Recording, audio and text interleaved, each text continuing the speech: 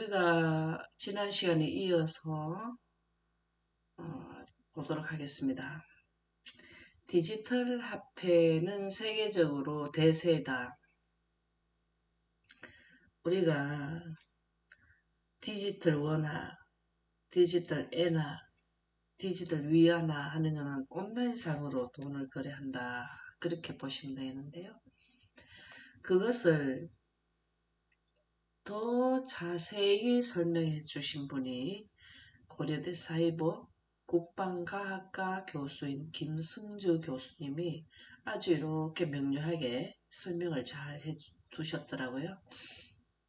그래서 제가 이 설명을 김승주 교수님 설명을 한번 봐드리도록 하겠습니다.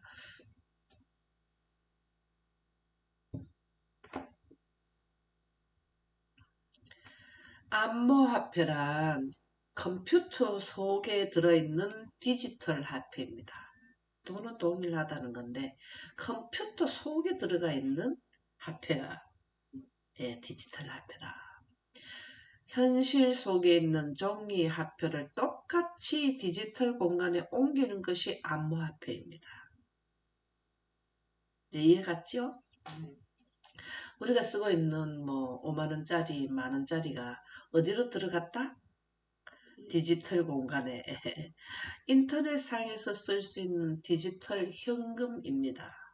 자, 암호화폐가 앞으로 현금이 되겠죠. 그죠? 현금으로 쓰이도록 하는 거죠. 장점은 추적이 안 됩니다. 현실 세계에서 현금이 사라지지 않는 이상. 이 말은 뭘까요? 현실 세계에 현금이 사라지지 않는 이상. 우리 인류가 사는 동안에는 돈은 꼭 함께 존재한다 이 뜻이죠. 디지털 세계의 현금인 암호화폐도 사라지지 않습니다. 발전하는 거죠. 처음에는 물건하고 바꿔가지고 살다가 그 다음에 뭐 합니까? 화폐로 가다가 그 다음에 지금 현재 카드로 쓰다가 그 다음에 암호화폐로 쓴다 이 말이죠. 디지털 화폐로 쓴다. 여기에서 온 인류가 이제 화폐 4차 혁명이 일어나는 거죠. 이거는 하나의 국가별로 화폐 개혁이 아니고 전 세계적인 화폐 개혁입니다. 그렇죠? 모든 나라가 그렇게 생각한다. 여기는 디지털 화폐는 세계적으로 대세입니다. 제가 여기에 올려놓은 거는 오래전에 몇 년 전에 데이터지만 지금 현재 제가 며칠 전에 들어보니까 엄청난 국가가 여기에 참여를 한다. 그렇게 나와요. 제가 숫자는 분명히 오늘 깜짝 놀랐어요. 굉장히 많은 숫자가 이 솔루션에 참여한다. 그렇게 하더라고요. 그래서 대세입니다. 모든 나라가 그렇게 생각한다. 이제 모든 나라가 다 지금 이렇게 디지털 화폐로 그 국가 간 이송이 되는 거는 확실한 거는 지금 40여 개국 과거지만 지금 현재 이거를 원하는 거는 다 하고 싶지만 거기 시스템이 구축이 아직 안 돼가지고 그런 거고 국가에서 허락을 아주 받아야 되기 때문에 준비는 되는데 이런 과정이 있기 때문에 전 세계적으로 다 아직 하지는 않았지만 전 세계적으로 이 시스템이 되게 하는 것이 목표가 언제라 그랬지요? 25년. 예, 25년에 전 세계적으로 국가 간 이동, 돈이, 화폐가 이동되는 이러한 개인적인 또 이동, 이 암호화폐가 디지털 화폐가 활성화되면 지금 있는 은행이 할 일이 많이 없어져 버려요. 개인이 개인 간에 다 돈을 송금시켜 버리기 때문에. 그래서 모든 나라가 그렇게 생각한다. 근데 우리가 이거를 왜 가게끔 돼 있냐면은 제도를 그렇게 만들어 놨기 때문에 그래요. 자, 우리가 미국에 돈을 번데 지금 저쪽에 내가 예를 들어서 자녀가 있는데 내일 돈을 써야 되는데 여기 지금 그걸 하게 되면은 이틀이 소요된다 이러면은 얼마나 답답하겠습니까? 근데 송금 솔루션 회사인 리플의 네트워크를 활용해서 이제 리플레트가 이제 이렇게 여기에 이제 바로 이렇게 여기에 하는 회사의 그 제도를 우리가 사용하게 되면은 한 리플이 XRP가 거기에서 송금 전용 가상자산인데 이 XRP로서 딱 이 네트워크로 사용하게 되면 많이 가야 20초거든요. 시간이 걸리는 게. 그럼 이틀 보다가 20초가 더 빠릅니까? 비용도 굉장히 작아요. 그래서 이 전 세계적으로 이거를 그렇게 쓸라 한다 이 말입니다. 그래서 지금 현재 이 스위프트 전송 국가 간 돈을 이동하는 이런 체제가 이제 바뀐다는 거죠. 그래서 리플의 이그 회사를 통해서 지금 이 네트워크를 통해 가지고 모든 국가가 참여하게 하는 것이 전체적인 지금 현재의 상황이라는 겁니다. 근데 이거를 왜 이렇게 한다 그랬습니까? 인터넷상에는 국경이 없기 때문에 인터넷상에는 우리가 인터넷을 해보면 국경이 있던가요? 우리가 국제 통화하는데 국경이 있던가 통화하는데도 너는 캄보디아에 전화하면은 이 국경이 있기 때문에 뭐 이 선을 넘어서 어떻게 하는 제도가 또 있던가요? 그냥 바로 하잖아요, 그죠? 요즘에 카카오톡을 하면은 어디든지 그냥 다 무상으로 통화가 되잖아요, 그죠? 그와 마찬가지로 돈도 밤에 누워자다도 어떻게 하는 거예요? 돈을 보내줄 수 있고. 근데 지금 우리나라의 은행이 문을 닫으면 은행 업무 볼 수 있습니까? 미국에 보낼 때 이런 아주 좋은 입장이 있기 때문에 이것은 대세가 된다. 그 말이 되겠습니다. 그래서 디지털 화폐를 통하여 세계적인 통제를 하기 위해서 사실은 인류는 모르고 이 기술이 좋다고 따라가지만 이것을 만든 주체 측에서는 뭐 하는 거라고? 세계적으로 경제를 통제하는 의미. 앞으로 계시록 13장에 나오는 여기 나오네요. 한번 읽어보실래요? 계시록 13장 17절.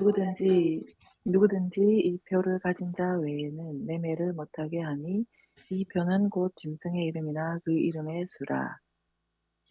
이게 바로 디지털 화폐하고 연관이 있다 이 말입니다. 무슨 말이냐? 누구든지 이 표는 우리가 지금 짐승의 우상과 짐승의 표에 대해서 계속 해왔습니까?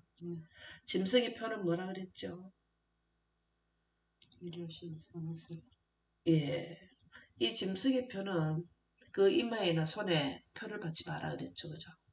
사상이 영혼불멸설 사상이 대견하면 그 손에는 뭡니까?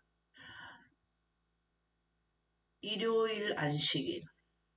예언의 시는 그렇게 나와요. 일요일 안식일. 그 다음에 일요일 우리 지구 현재 우리 그 선전하는 로고는 그 뭐를 하냐면 지구의 안식일 이렇게 하거든요. 지금 현재 우리 그 세계 이거를 주도하는 쪽에서는 지구 안식일 이렇게 나오거든요. 그래 그거를 그 일요일을 지키는 자회에는 매매를 못하게 한다. 이 매매를 전 세계적으로 컨트롤을 해야 되는 건데 내가 있는 내 휴대폰에 있는 지갑을 거대한 컴퓨터 전 세계적으로 모든 그거를 이렇게 관할할 수 있는 거대한 컴퓨터에서 그 블록체인이기 때문에 체인을 끊어버리면 뭐가 됩니까? 내가 살 수가 없게 되잖아요. 뭔 말인지 이해갑니까? 네.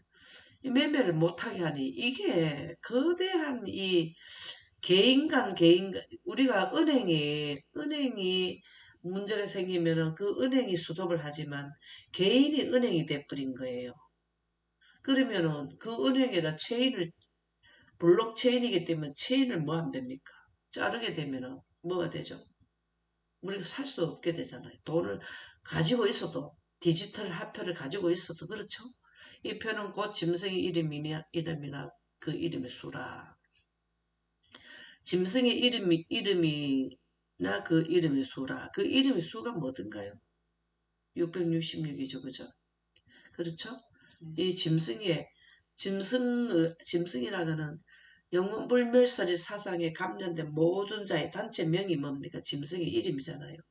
그 이름의 수가 바로 뭐냐고요? 666이더라. 그래서 여기에는 666하고 14만 4천하고 요 두 무리가 결정짓는 지역이고, 이 지역에는 하나님의 인과 짐승의 표를 받기 위한 뭡니까? 네. 분리기간이죠. 분리기간. 흔들림. 우리 흔들림 들어봤습니까? 분리기간. 예, 얘는 완전히 흔들어서 가라지 알곡이 완전히 분리된 상태. 여기는 추수기간. 계속해서 우리가 옛날에 키 가지고 이게 껍질은 나가고 알맹이는 안에 있고, 그 기간이 여기 키질하는 기간이 여기고, 교회 증언 5권 152쪽에 보면 우리가 어떤 값으로도 팔 수 없는 때가 다가오고 있다. 우리가 아무리 디지털 화폐를 많이 가지고 있어도 내가 이거요 최고로 이분보다 더 줄게요 이래 해도 어떤 값으로도 팔 수 없는, 그리고 살 수 없는, 어떤 값으로도 팔 수 없는, 내가 재산이 저 땅이 이걸 있는데 최고로 싸게 줄게요 이래 해도 안 되고 팔 수 없는 때가 다가온다. 짐승의 표를 가진 자 외에는, 일요일을 지키는 자 이외에는 어떤 사람에게도 사거나 파는 일을 금지하는 법령이 미국에 내리게 될 것이다. 여기가 되면은요, 다섯째 나팔 즈음에서요, 뭐가 되냐면 완전히 여기 하나님의 백성에게는 매매를 못하게 하는 법이 여기서 이쯤에서 쓴다고요.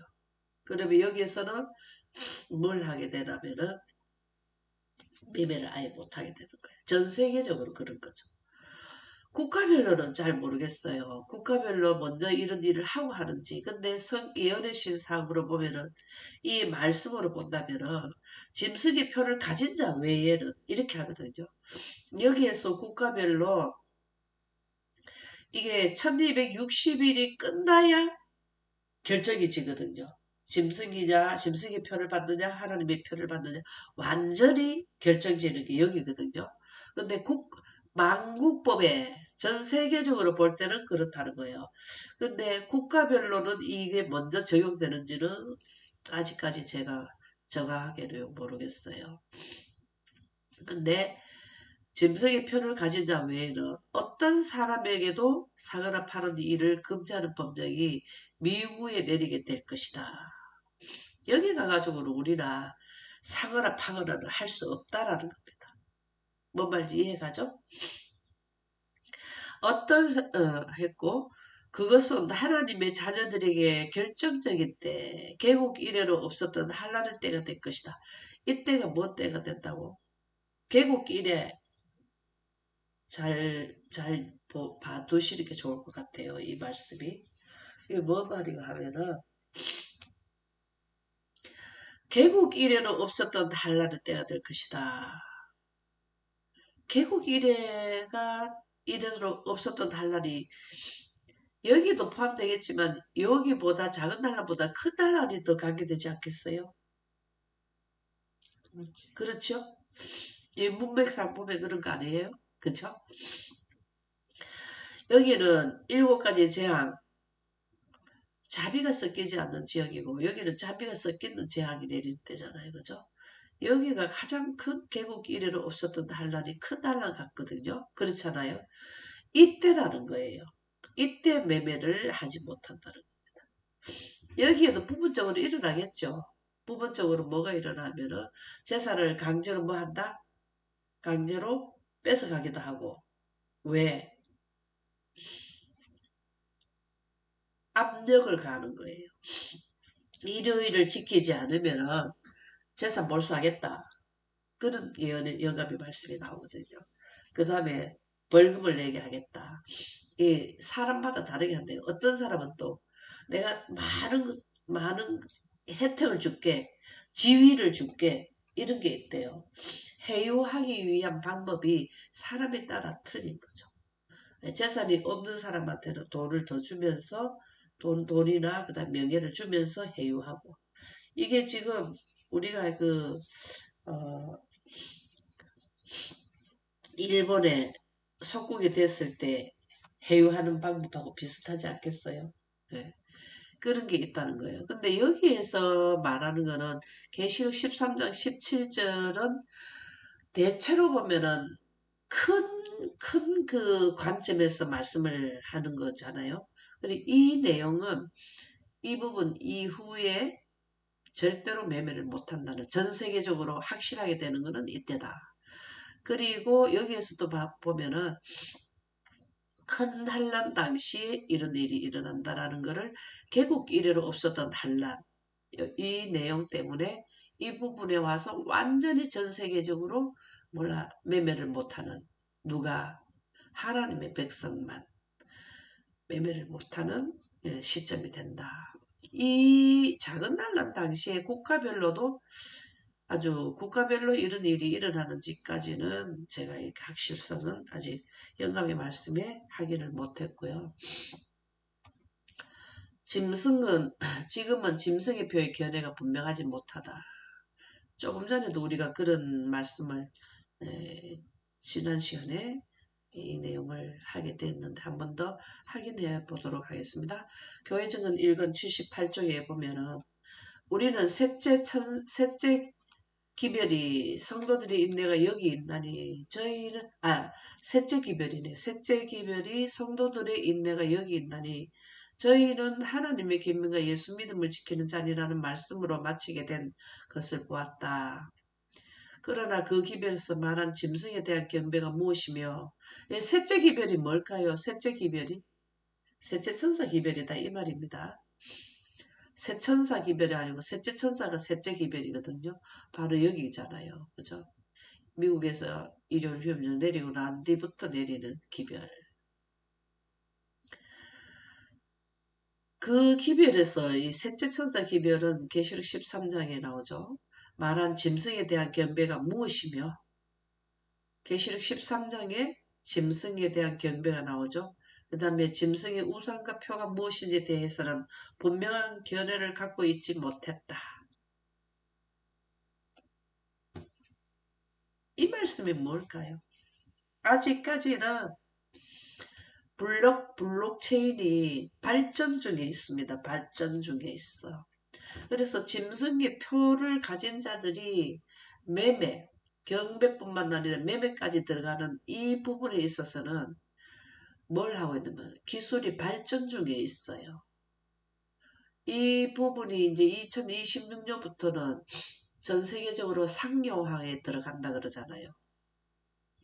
중국은 거의 이거를 가지고 많이 써요. 위안화, 디지털 위안화를 가지고. 또 어떤 국가도 또 전 세계적 아주 작은 규모던데 나라 이름은 잊어먹었는데요. 하고 있습니다. 그래서 우리가 실질적으로 가장 그 디지털 화폐의 위력이 발생될 때는 작은 난란, 큰 난란 때죠. 왜? 매매하고 관계가 있기 때문에. 대쟁투 445조.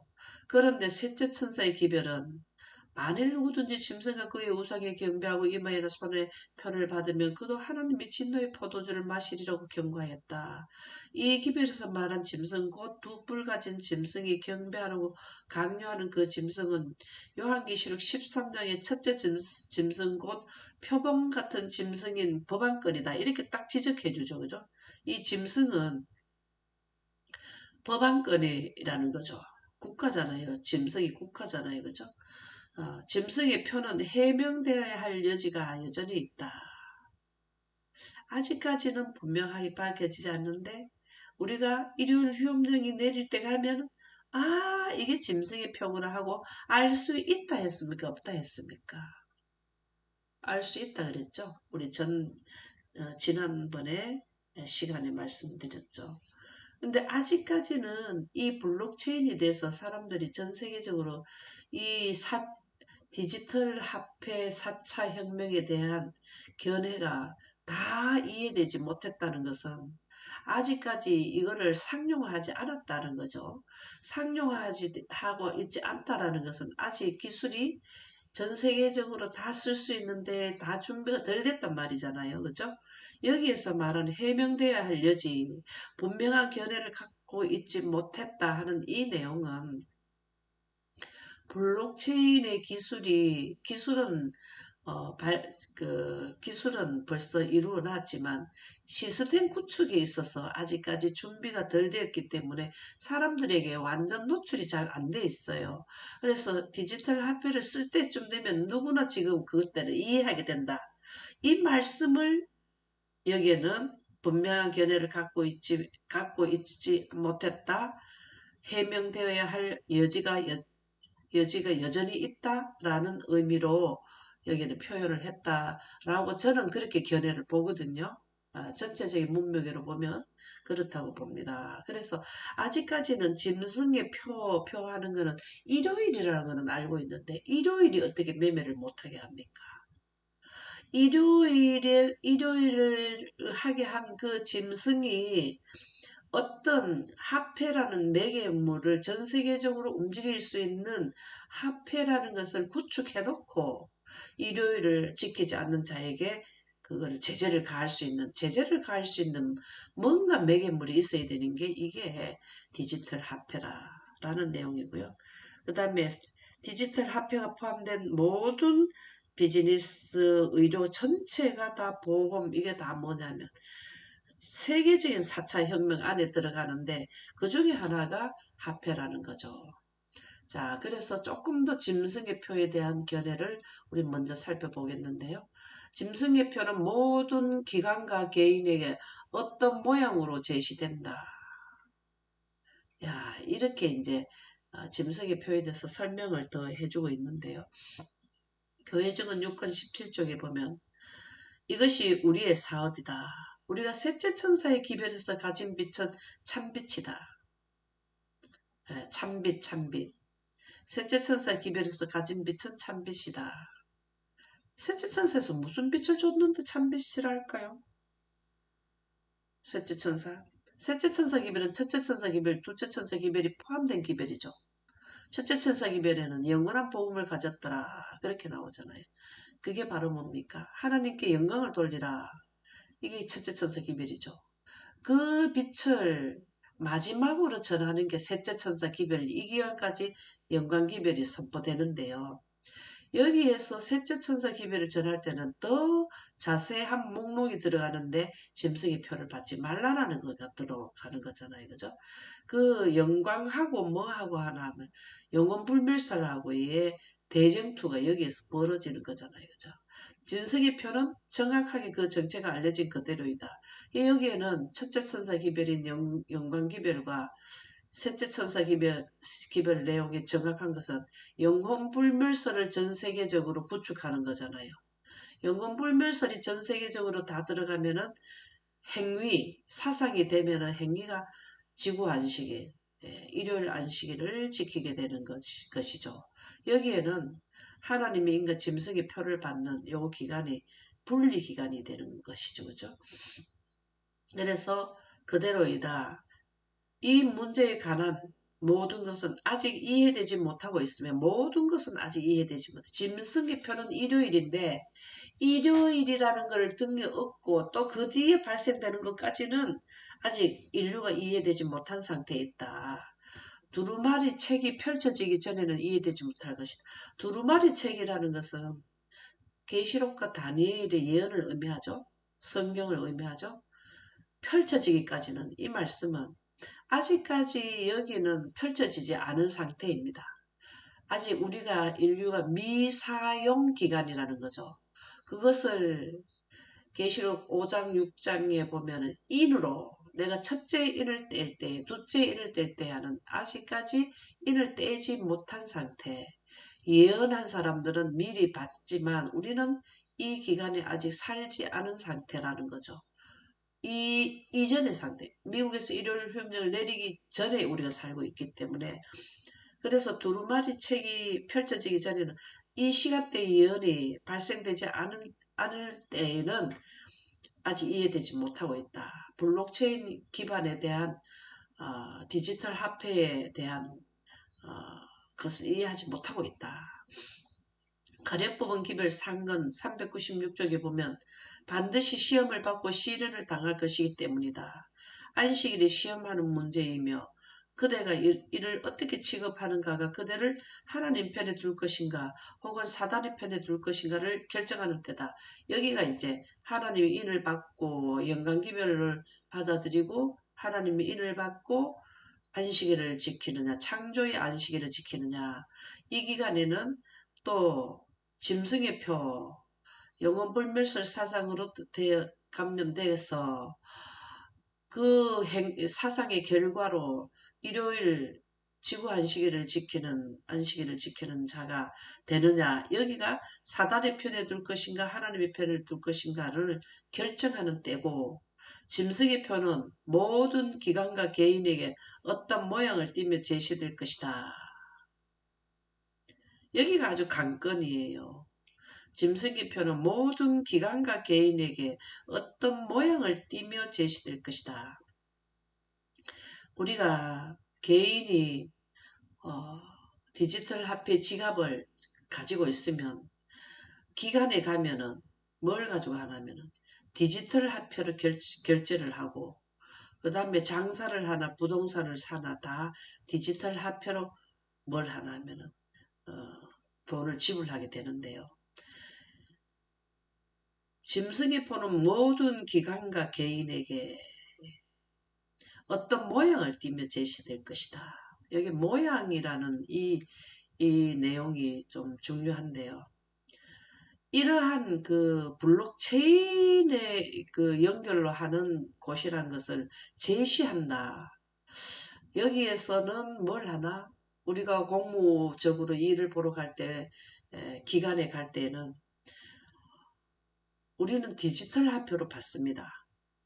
거래를 합니다. 이거하고 연결되는 거 아니냐고요? 그쵸? 그래서 모든 기관과 개인에게 이 말씀 뜻은 거래하는 데 있어서 모두는 뭘 하느냐면 디지털 화폐로 한다라는 거죠. 근데 이 내용은 아직까지 이해되지 못하고 있어. 지금 현재. 앞으로 이 시점에 가면 누구나 다 사용을 해야 되는 부분이 될 것이다. 라는 내용이 되겠습니다.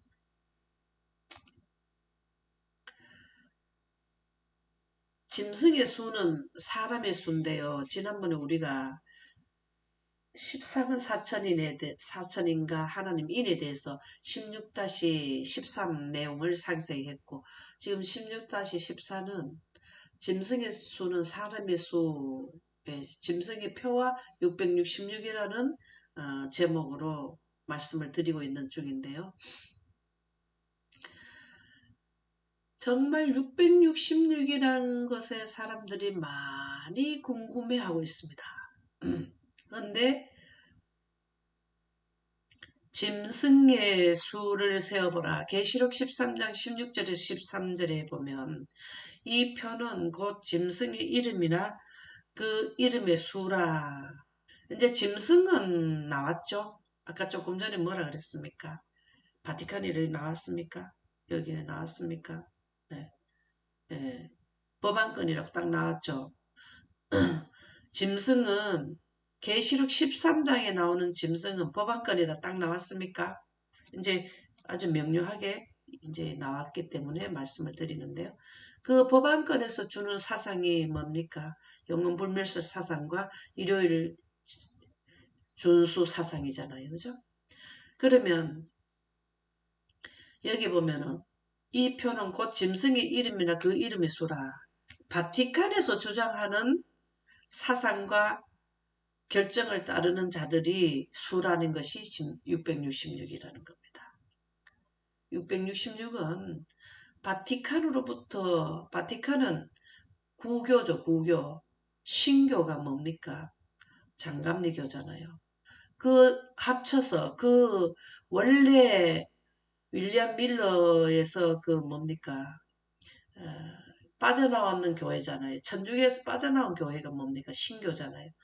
근데 구교의 사상을 그대로 다시 전수하는 게 지금 현재 뭐냐면은 여기서 말하는 짐승과 그의 이름의 수라 하는 것은 그 사상을 따르는 모든 자가 666이 된다라는 겁니다. 지혜가 여기 있으니 총명한 자는 짐승의 수를 세어보라. 그것은 사람의 수라 그랬습니다. 여기서 답이 나와요. 모든 사람들이 666이란 것 때문에 굉장히 이 부분을 연구를 많이 하는데요. 요게 답이에요. 자, 여기에 보면은 정확하게 우리가 설명해 줄 수 있네요. 짐승의 수와 하나님의 백성의 수와 짐승에 따르는 백성의 수가 여기서 명확하게 갈라지는 것이 큰 환란 때입니다. 14만 4천인들은 짐승의 수에 속하지 않는 이유가 뭐냐 하면 미래에 뭐가 된다. 미래에 뭐가 된다. 영생자가 되는 자들이고 사람이지만 영혼불멸설에 감염된 분들은 미래의 영멸로 갈 자들입니다. 사람인데 똑같이 이 지구상에 육신의 몸을 입은 사람인데 여기에는 미래의 영생자가 될 분들이고 사람은 사람인데 여기는 순수 사람이에요. 앞으로 여기는 생명이 될 자들이고 여기에서는 뭘 하나 하면은 죽음으로 갈 그야말로 그대로 사람 순수 사람인 거죠. 여기서 말하는 그것은 사람의 순이라는 것은 이 부분을 말하는 거예요.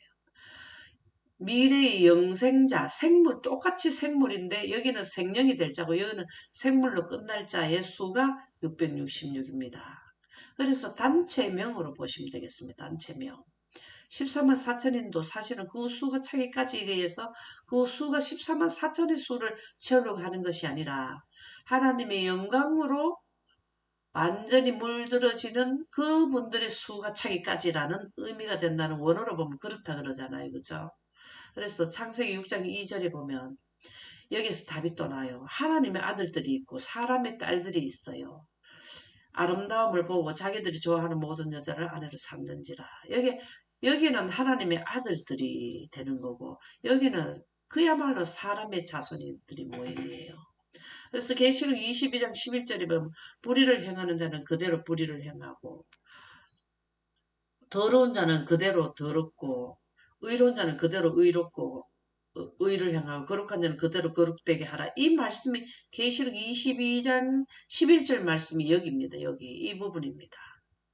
여기는 거룩한 자, 불의한 자가 이제 분리되는 중이고 사람의 수가 형성되는 기간이고 여기에는 뭐냐면은 완전히 분리된 게 계시록 22장 11절이 응한 성경 구절이 여기에 해당되는 거죠. 그래서 짐승의 수는 사람의 수, 하나님의 아들들과 사람의 딸들 이렇게 분리하는 여기나 마찬가지입니다. 그래서 생령이 되느냐 생물로 그대로 마치느냐 이 부분을 구분지어 주어주는 말씀이 계시록 13장 16절에서 18절에 나오는 말씀이 되겠습니다. 그래서 이제 사람의 수에 대한 개념은 분명하게 좀 이해되셨나요? 네. 이것으로 마치도록 하겠습니다.